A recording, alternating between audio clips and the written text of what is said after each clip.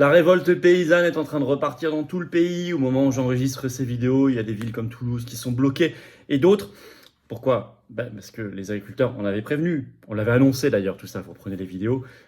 Macron et Attal leur ont menti, ça y est, il y a même des rendez-vous qui étaient promis, qui ont été annulés par l'Elysée. Et puis l'Union européenne vient de leur replanter un nouveau couteau dans le dos sur la concurrence déloyale, ukrainienne et pas que d'ailleurs, vous allez voir.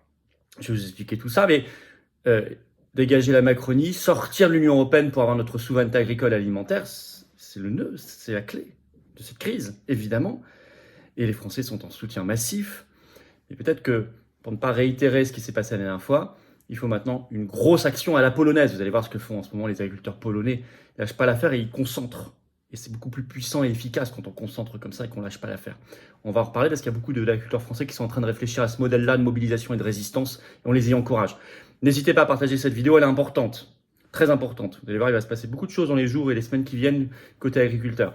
N'hésitez pas également à vous abonner à cette chaîne YouTube si vous voulez bien par un petit clic en dessous sur s'abonner. Vous cliquez, c'est fait, c'est gratuit à la chaîne. Vous êtes abonné, ça y est. Plus vous êtes abonné, plus les vidéos sont recommandées par l'algorithme de YouTube. Plus on va toucher des personnes qui vont nous découvrir. Vraiment grand merci. Vérifiez aussi que YouTube vous a peut-être désabonné. Et réabonnez-vous s'il vous plaît, le cas échéant, ça arrive. Merci à vous, bravo pour votre abonnement à la chaîne. N'oubliez pas que la grande pétition nationale de soutien aux militaires qui disent non à Macron sur l'Ukraine, elle est toujours à signer et relayer, elle est toujours en lien sous la vidéo en description. Vous êtes très nombreux à la signer. Il faut soutenir nos militaires qui disent non à la folie guerrière de Macron. Ça y est, ça approche. Mercredi 20 mars, je suis à Poitiers, grosse réunion publique européenne 2024. Et oui, je suis tête de liste. Et Tour de France de la Liberté, c'est ouvert à tous, adhérents comme non-adhérents. Il y a un petit formulaire d'inscription pour Poitiers, c'est sous la vidéo en description. C'est juste 5 € de participation aux frais à l'entrée. Toute la soirée, on vous offre le verre de l'amitié pour prolonger les discussions. Inscrivez-vous. Pareil, inscrivez-vous pour jeudi 28 mars dans l'Aube, Arcis-sur-Aube. Il y a un autre formulaire d'inscription sous la vidéo en description, sous la vidéo.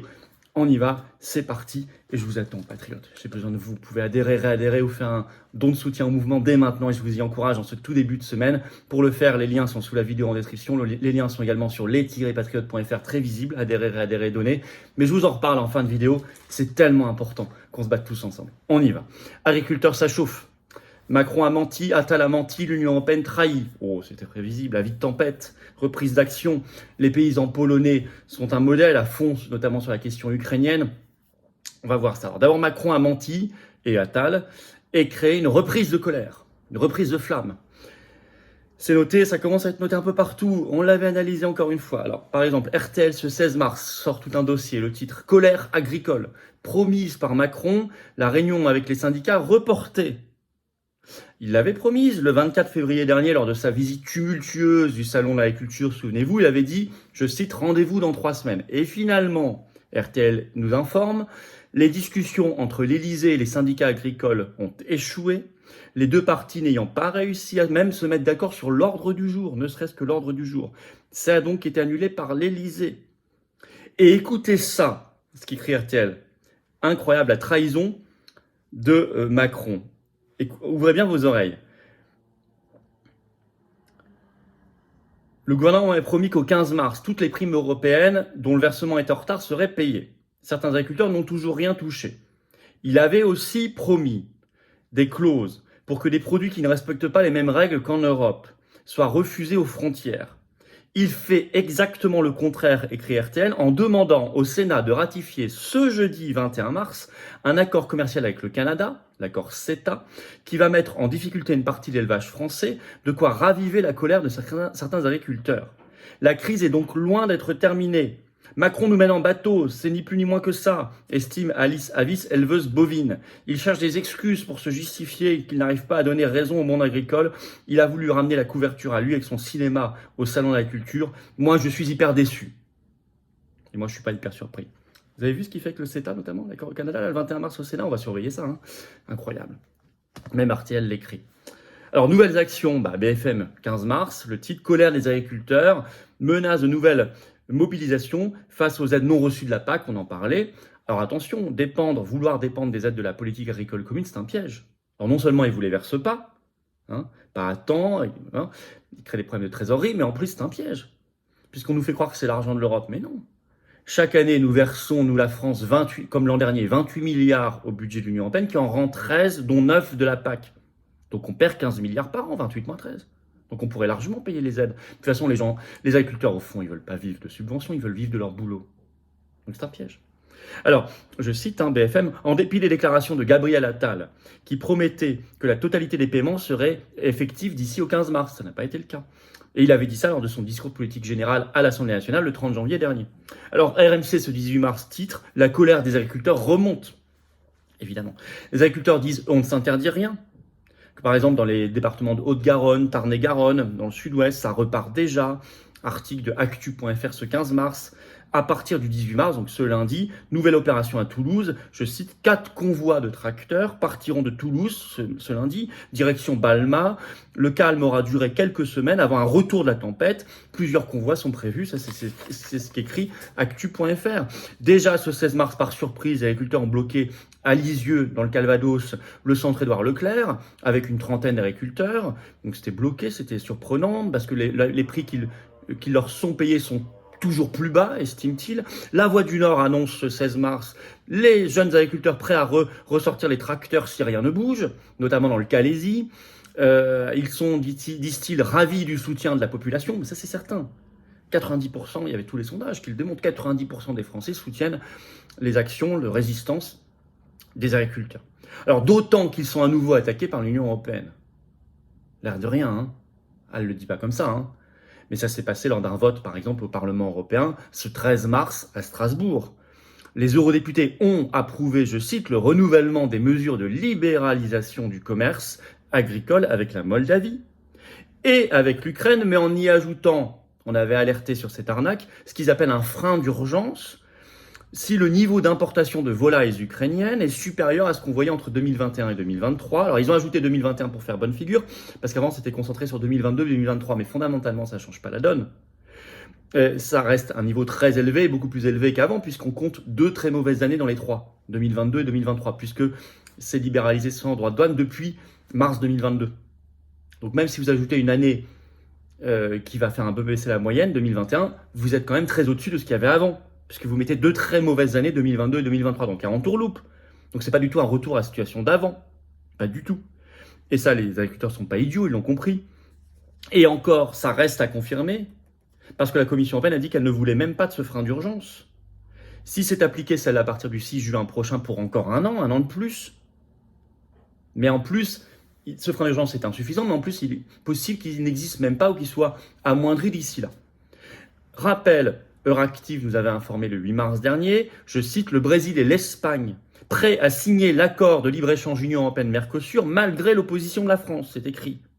C'est ce que les 2 chefs de gouvernement ont dit lors d'une réunion à Brasilia le 6 mars. Ah oui, parce que n'oubliez pas que le commerce est une, je cite, compétence exclusive de l'Union européenne. C'est écrit comme ça dans les traités. Si on veut retrouver cette maîtrise-là, arrêter le libre-échange, il faut sortir de l'Union européenne. Il n'y a pas d'autre solution. Alors, ça ne convainc pas en France. Dépêche AFP, ce 13 mars, le titre « Des manifestations inévitables sans frein aux importations ukrainiennes ». C'est ce que les agriculteurs disent dans la dépêche, je cite « Les céréaliers ne comprennent pas que le discours du plus haut niveau de l'État, du président de la République comme du Premier ministre, ne soit pas suivi d'effets », a déclaré à l'AFP Éric Thirouin, président de l'Association générale des producteurs de blé et autres céréales. « Je suis interpellé tous les jours par les agriculteurs sur leur envie d'en découdre à nouveau. Par rapport aux incohérences entre les annonces et la réalité, rien n'est exclu, a-t-il prévu, jugeant que si rien ne se passe, il paraît inévitable que la mobilisation agricole reprenne dans la rue. En France, premier producteur de céréales de l'Union européenne, les agriculteurs rappellent que début février, Macron a affirmé que ces mécanismes seraient étendus aux céréales. Ce mécanisme de sauvegarde renforcé va permettre une intervention en cas de déstabilisation des cours au sein de l'Union européenne, avec des droits de douane au-delà de certains plafonds, avait dit Emmanuel Macron. Thirouin déplore que rien n'ait changé depuis ces déclarations. On a aujourd'hui un prix du blé au départ de l'exploitation agricole à 155 € la tonne. Comparé à un prix de revient entre 220 et 240 € la tonne, on voit que la perte est considérable, de l'ordre de 420 € par hectare, soit 42 000 € pour 100 hectares, a-t-il affirmé. Ben oui, il a menti. Alors en Pologne, ils sont déchaînés, les agriculteurs. C'est pas le petit vote au Parlement européen le 13 mars qui les rassure, au contraire. On le sait par Voice of Europe le 15 mars, je cite, les agriculteurs polonais prévoient de bloquer la frontière avec l'Allemagne pendant 3 jours à partir de ce 17 mars, ce dimanche, ça a commencé. Et en plus de bloquer aussi la frontière avec la Slovaquie. Et notamment avec l'Allemagne, ils bloquent l'autoroute A12 entre Berlin et Varsovie, où passent 17 000 camions par jour. Donc c'est très gros impact. Mais là, ils le font, eux, totalement. Ils lâchent pas l'affaire. Contre la concurrence déloyale ukrainienne, précise-t-il, notamment. Les Polonais, ils n'ont pas lâché l'affaire depuis un mois. C'est très concentré, c'est très puissant, c'est très sur la durée, et donc ils obtiennent beaucoup plus. Voilà ce qu'on peut dire pour les agriculteurs français. Il faut se concentrer sur une grosse action durable pour augmenter l'efficacité. De toute façon, le soutien des Français, il sera là, il ne se démentira pas. C'est évident. Ce sont les paysans qui nous nourrissent, qui façonnent nos paysages, qui sont inscrits dans l'âme de notre pays, dans l'âme de nos familles. Donc le soutien, il sera là. Mais il faut changer le mode d'action. Attention au FNSEA et tout ça, moi je l'ai dit. Alors il y a des gens à la base, attention, je ne mets pas tout le monde dans le même panier, il y a des gens, des agriculteurs même de la FNSEA à la base, ou des JA qui se battent et qui sont très sincères. Mais les têtes, c'est totalement la trahison, hein, Arnaud Rousseau, tout ça. Enfin, j'ai fait une vidéo spécialement sur l'arnaque de la FNSEA, vous irez voir. Macron et Attal ont menti, évidemment. L'Union européenne escroque, comme d'habitude. Il faut faire le Frexit. Pour la souveraineté agricole et alimentaire, pour la souveraineté nationale et populaire, il faut sortir de l'Union européenne, le Frexit. C'est ce que je porte pour les élections européennes du 9 juin. Inscrivez-vous sur les listes électorales, partagez cette vidéo, abonnez-vous s'il vous plaît à cette chaîne YouTube, un petit clic sur s'abonner en dessous, c'est fait, c'est un clic, c'est gratuit, vous êtes abonné à la chaîne, plus vous êtes abonné, plus les vidéos circulent. Bravo à vous. Et on est bientôt 1 demi-million sur la chaîne d'abonnés, on fait un événement historique, inédit, interactif, en direct spécial pour célébrer ça. Soyez là, je vous attends patriotes. J'ai besoin de vous, il faut venir. En ce début de semaine, bonne résolution, là, adhérez, vous faites un don de soutien au mouvement. Rejoignez une dynamique, adhérez, vous êtes mis en relation en plus avec des gens qui pensent comme vous, près de chez vous, en métropole, outre-mer, à l'étranger, vous vous battez pour vous et vos enfants, pour des principes de liberté, de paix, de souveraineté, de dignité, d'avenir. C'est magnifique ces belles valeurs, mais j'ai besoin de vous.